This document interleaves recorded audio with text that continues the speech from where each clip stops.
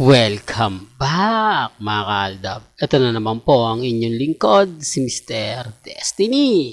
At magbibigay na naman po tayo ng pinakamainit na update po ngayon sa social media mga kaaldab. Ito yung mga latest trending at talaga naman pong pinagpipiestahan po ngayon sa social media. Ito yung ABS-CBN Ball 2023. Di po ba? Grabe no mga kaaldab, napaka-sexy ng mga pumunta, ng mga dumalo, ng mga inimbita.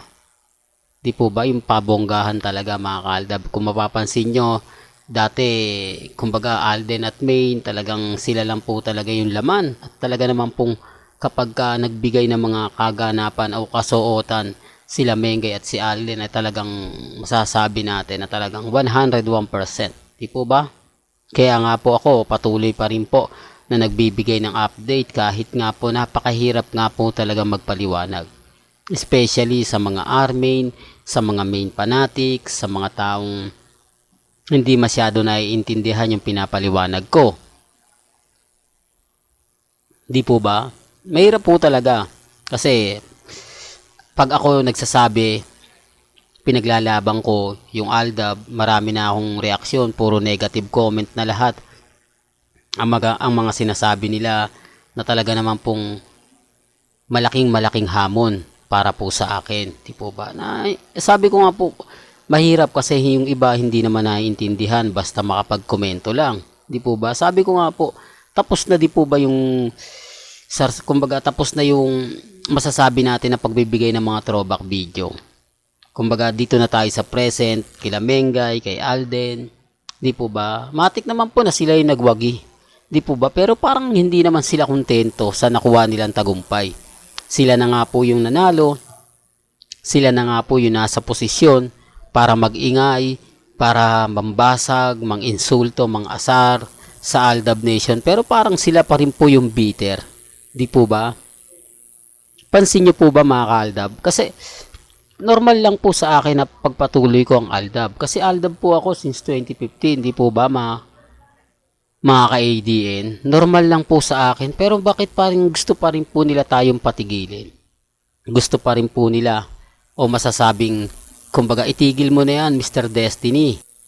Alam niyo sa totoo lang mga ka-Aldab, ang dami pong bumabatikos ngayon sa channel natin. Nagpapahinto, keso ganito, keso ganyan. Alam naman po kasi nila mga ka-Aldab na since 2015 Aldab na po tayo. Pero bakit po talaga tayo pinapatigil? Ano nga po bang epekto nila para po kay Mr. Destiny?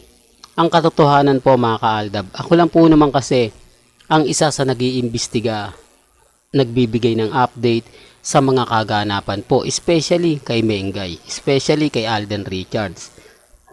Basag po sila sa atin dahil kumbaga kapag may nagpo-post sila, ako lang po naman ang nagpo-push na edited lang naman po talaga eh.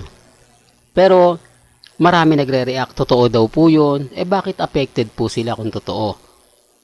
Ano nga po bang pinuputok ng mga butsi ng mga idlang netizen na gaya nga po na sinasabi ko, wala namang pong pilitan, di po ba? May kanya-kanya tayong pananaw, may kanya-kanya po tayong opinyon.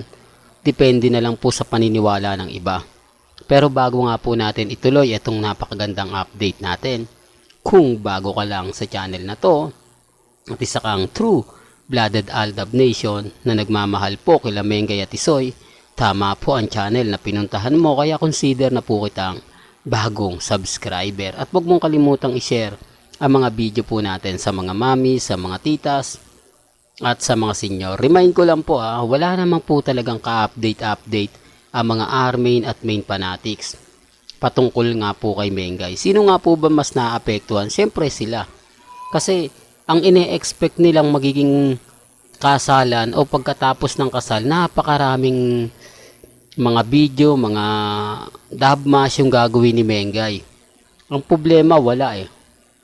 Di po ba? Masakit na katotohanan, pero yan naman po talaga eh. Sinasabi ko lang po ito para po sa kaalaman ng lahat, para lang po sa mga taong dumadaan at bumibisita sa channel natin. Medyo nakakalungkot lang po dahil kahit anong sabihin nila, kahit anong gawin nila, wala naman po eh. Di po ba? Real talk mga ka-Aldab, ang problema lang nga po pag ako nagbibigay ng update kapag may mga kaganapan, Lalo na nga po kapag kila Mengay kay Alden ang pinag-uusapan. Tayo updated. Di po ba? Sila wala. Tapos tayo pa po yung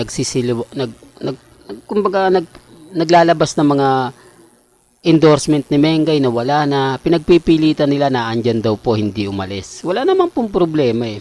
Di po ba? Pero bakit nga po ba sila sobrang affected sa mga sinasabi natin? Kaya so pinapaasa ko daw po yung mga viewers, yung mga mananonood, yung mga dumadaan sa channel natin. Tapos tinitira ko daw si Miles, si Atasha Mulak. Wala naman po tayong masamang tinapay na binabato, di po ba? Yun base lang naman po sa mga sinasabi. At hindi naman ako direct na sinasabing, nako, ang sabi nga ng mga netizen, parang baboy daw po kung sumayaw, parang hindi kaaya, parang lumba-lumba. Tapos si Atasha Mulak, pilit na pilit, hindi naman daw sexy, pero nagpapasexy. Ang dami yung mga sinasabi, pero never ko naman pong sinabi yan, di po ba? Never ako nagbanggit na masasakit at maanghang. Sinasabi ko nga lang po na pilit na pilit lang yung galawan ni Miles, dapat ibahin na, di po ba? Wag nang ipagpilitan. Tapos si Atasha Mulak naman, di po ba, kung ano yung pinaka lagi niyang ginagamit o yung nagiging trademark niya, doon na lang, di po ba? Wag niya nang gayahin si Mengay, kasi pag ginagaya po si Mengay lang po talaga yung kumbaga na kinukumpara, di po ba? Yung gumawa ka ng sarili mo, yung tipong makikilala ka sa anggulo na kakaiba, sa anggulo na ikaw yung may originality. Di po ba? Masama po ba yung mga sinasabi natin? Masama nga po ba yung mga pinapaliwanag natin? Di po ba hindi? Kaya nga sabi sa inyo, mahirap po talaga magpaliwanag, lalo na nga po pagka may mga hindi sinasabi, may mga komento. Di po ba? Real talk to mga kaaldab. Kaya nga kita nyo naman po si Mr. Destiny kapag nagbibigay ng update. Bago ako maglabas, tinitignan ko muna, binabasa ko muna yung mga komento, positive, negative, bago tayo magbigay ng update, bago tayo magpaliwanag, di po ba? Wala naman po kasing update. Ngayong weekend, family bonding o private family, sabi nga ni Alden, o family bonding naman kina Mengay at kay Congressman Spotted. Pero nasaan nga po ba talaga sila? Ano nga po ba talaga ang totoo? Nasa Pilipinas o nasa US pa rin po sila? Mga katanungang ang hirap ipaliwanag dahil wala naman pong ebidensya at resibo.